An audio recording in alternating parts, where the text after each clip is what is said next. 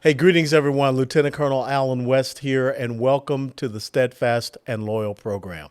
You gotta light 'em up before they burn it down. Better dig deep, put 'em in the ground. Blood on their hands, they're hellbound. Save us all. Ooh, they're gonna burn it down. Save us all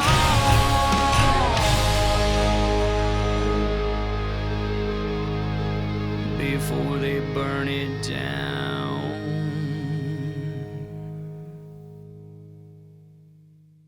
Hey, greetings, everyone. Welcome back to Steadfast and Loyal. And as many of you know, I was born and raised in Atlanta, Georgia, in the old Fourth Ward neighborhood, a very historic neighborhood where Dr. Martin Luther King Jr. was also born and raised. But a couple of weeks ago, some incredible news came out of the Atlanta metropolitan area, was that there was a Georgia state representative who decided that she was going to change her party affiliation from Democrat to Republican.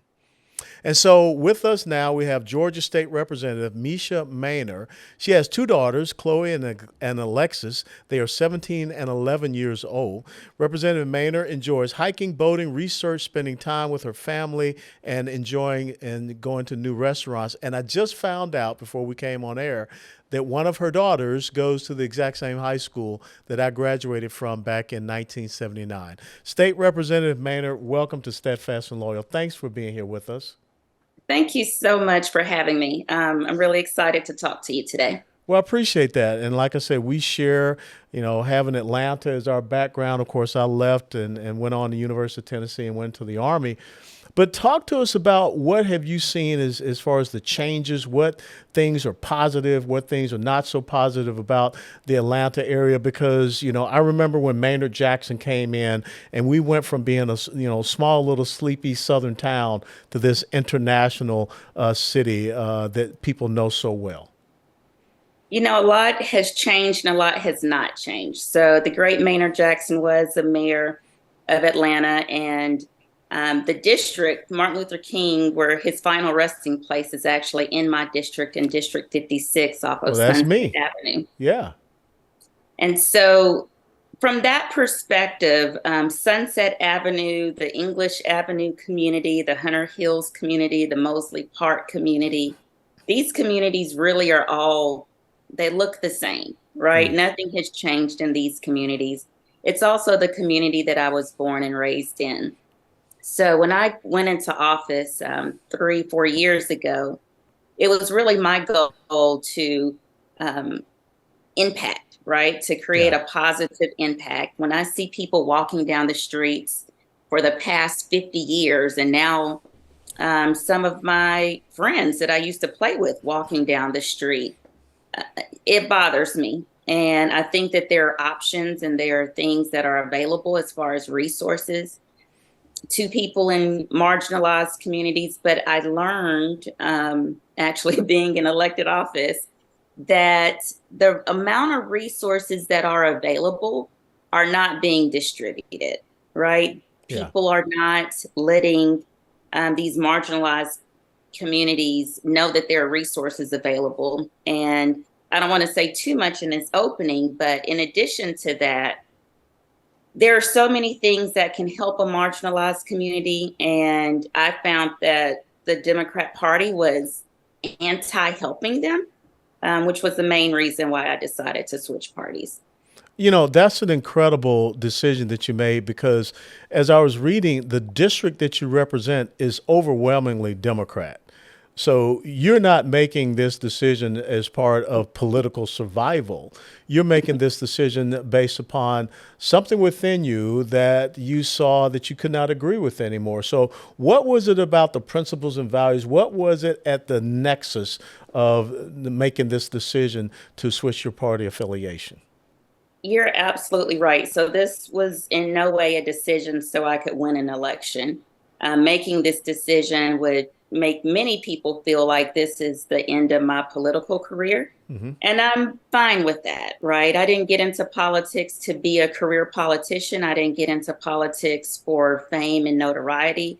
I got into politics because I wanted to help. I'm a physical therapist, so my entire career has been helping people, solving problems, right? Yeah. Figuring out what the root of an issue is, making some short-term goals and some long-term goals, and then the solution appears. But that really is not what happened within the Democrat Party at the state capitol. What was the nexus? What was the issue that just said, I'm going to die on this battlefield? Was really school choice. And Yes. school choice in my district, I can only speak for my district, but I do know the numbers for the entire state of Georgia. In my district in particular, there are schools where only 2%, these are some stats that just came out recently, a few weeks ago, 2% of kids in a school meet math proficiency. Incredible. 3% are meeting reading proficiency. So if you have kids that can't read, can't perform math, where does that leave them, right? So we're in the age of artificial intelligence, Chat GPT.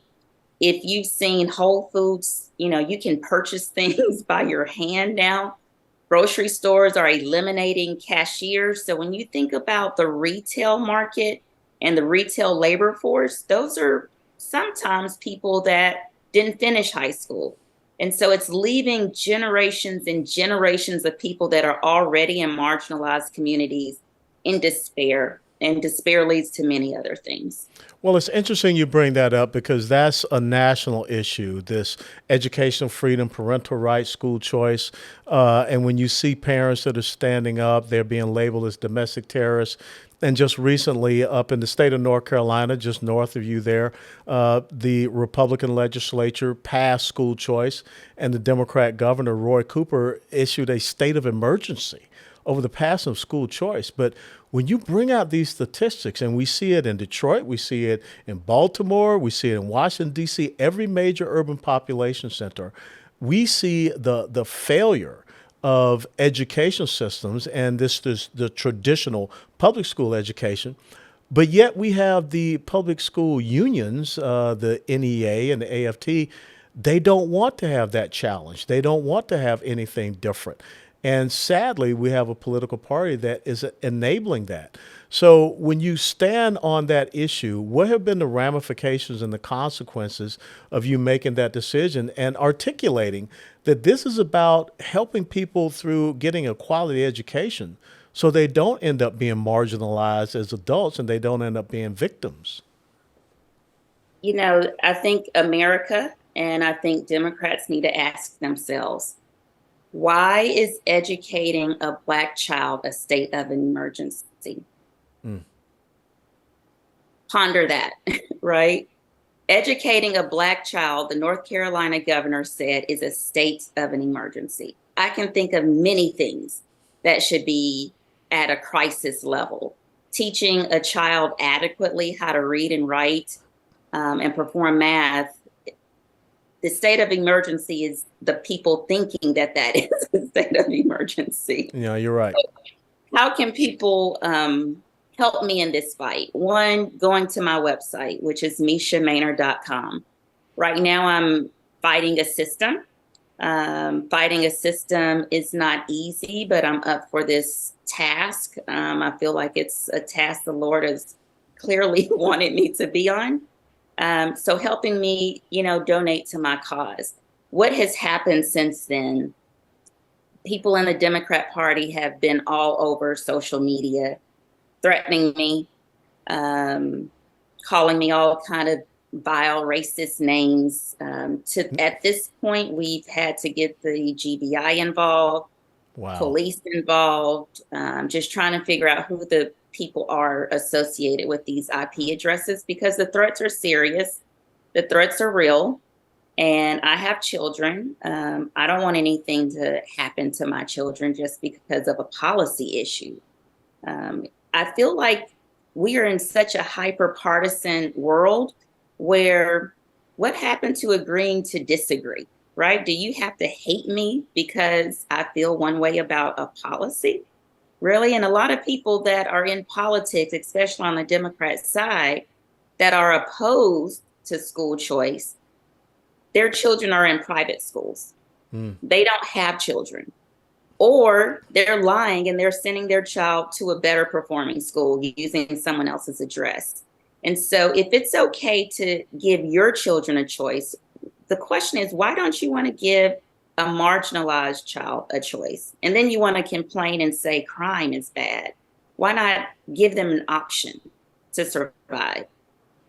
Now, you're absolutely right. And when I think about, you hear about diversity and inclusion, but it never is diversity of other perspectives and other thoughts and other insights. It's never the inclusion of different type of perspectives on issues. It is always, you must follow our doctrine, our dogma, our mantra, or else we hate you. And the fact that you are receiving death threats, the fact that you are being attacked in a racist manner because you said, I want to see children get a good quality education. To me, that is without a doubt a reason why there should be more people such as yourself in the Black community to stand up and saying, wait, hold on. So you think that parents being able to make a choice for the best possible education for their kids is a state of emergency. And when someone decides that they don't want to think that way, you want to attack them and threaten them to the point now you got law enforcement investigating. To me, that's not about diversity. That's not about inclusion. That's not about the open debate and forum that we're supposed to have.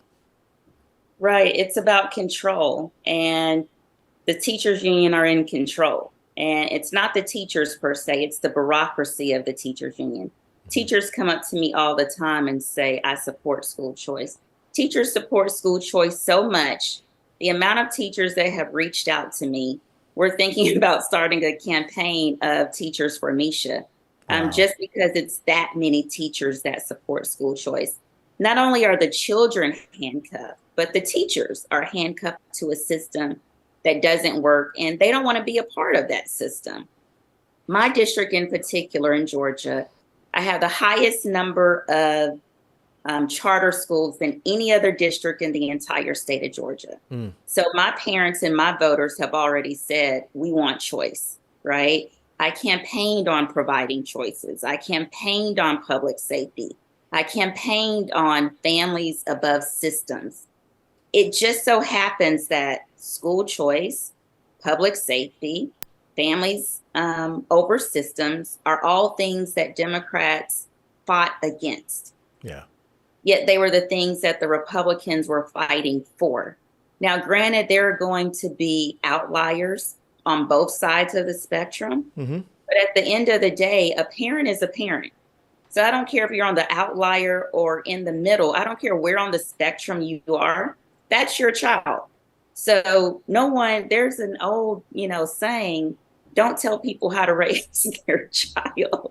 That's the worst thing that you can do. And so from that perspective, if it's a community that does not want Martin Luther King Jr. to be taught, and I'm being really serious about this, if there's a community that does not want Martin Luther King Jr. to be discussed in their schools for whatever reason, I would say to people that they need to probably reconsider being in a community. If an entire community is against the teachings of Martin Luther King, you have another problem on your hands. But we can't change people, right? Yeah. We can't change people. We can pray for people, but we can't change people. Well, it's an interesting thing because, as of recent, we have heard, President Biden, his wife, Jill Biden, Vice President Kamala Harris, the White House spokesperson, Karine Jean-Pierre, come out and tell us that our children are not ours. They belong to, to them and to everyone else. Now, my mom and daddy would have had a little problem with that. And so when I look at what has happened with our kids, and you just brought up, it's not just the education, but it's also the public safety. And I want to talk about what just happened this past weekend in Chicago, where they had 27 shootings. I mean, that's probably a low number in Chicago, but 27 shootings, 7 murders, And one of the individuals that was killed this past week in Chicago was an 8-year-old black girl playing outside her apartment. Do you see this inner city violence and and the gangs and things of this nature taking over even in the inner cities there in Atlanta? I will say this.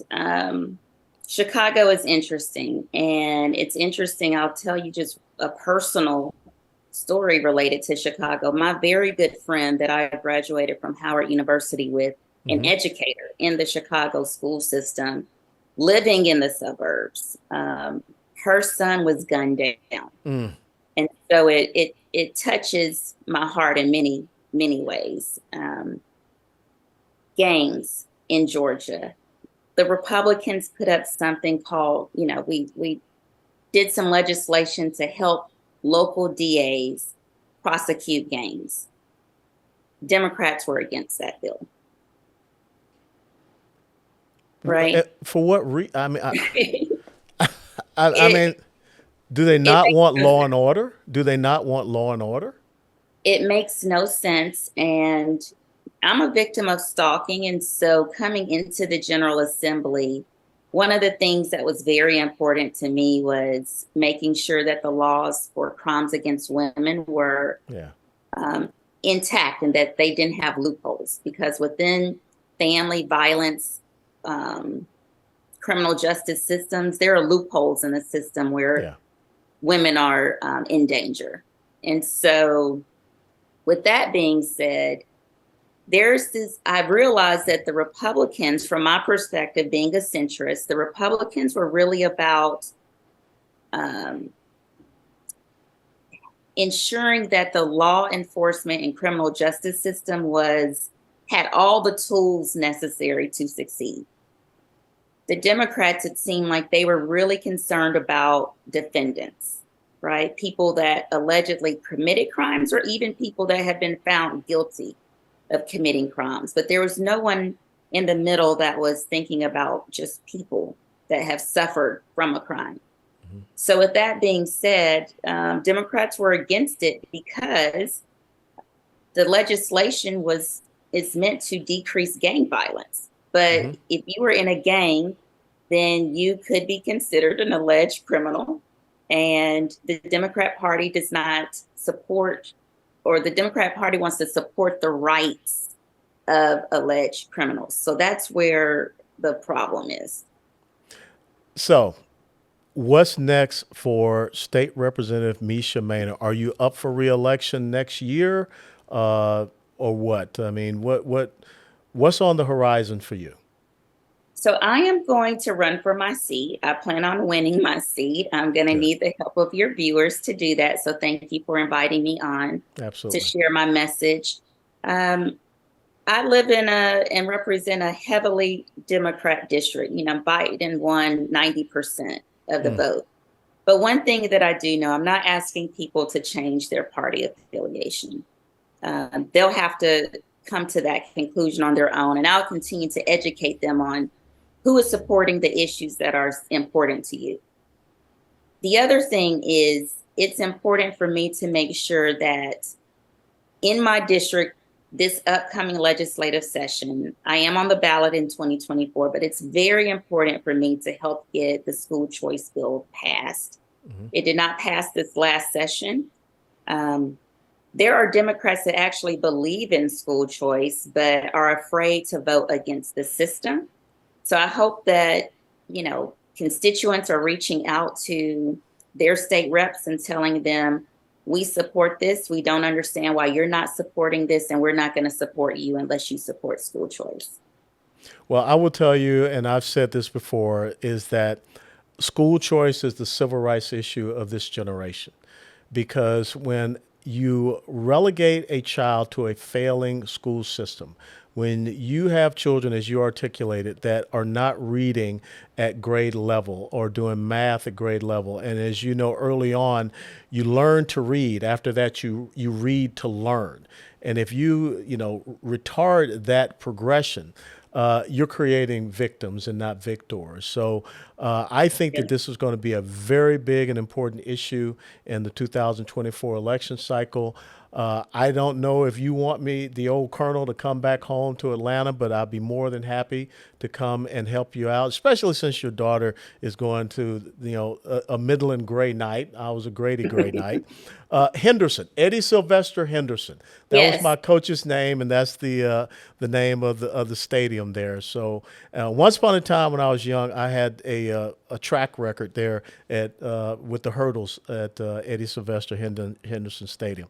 But how can people reach out to you? How can people follow you? How can people support you from all across the country? Because you're making such an important stand, and your courage, your conviction, your character is needed right now, especially in the Black community, but across all communities in America. How can people follow and support you? So most of my social media sites are my name. So just at Mesha Mainor. The only one that is not is Facebook, and that's Mesha FOR Georgia, Mesha for Georgia. My website is MeshaMainor.com, and that's MESHAMAINOR. We would love to hear from you. There's a contact form if you want to send me a message. If you go to the website, you can also click on the donate button or the join the movement button, and we are waiting to hear from you. And I will tell you that what you have done will inspire others. There's no doubt about it. And, as it says in Joshua chapter 1, verse 9, be strong and of good courage, for the Lord thy God shall never leave you nor forsake you. So you're not out there walking alone. You have, the Lord, our Jesus Christ behind you, and you have God watching over you. And as it says in Isaiah 54:17, no weapon formed against you shall prosper. And every tongue that rises against you, those chuckleheads on, Facebook or whatever, social media, you just continue to do what you're doing because you're giving them a smackdown. So God bless you, State Representative Mesha Mainor, for joining us here on the Steadfast and Loyal program. Thank you so much for having me. This was a great discussion. Thank you. Ladies and gentlemen, thank you for joining us on this episode of Steadfast and Loyal, and a special thanks to Georgia State Representative Mesha Mainor for taking the time out of an incredibly busy schedule to be with us. And as always, if you like this program, please click the like button and share it with others. And until next time, steadfast and loyal. Before they burn it down.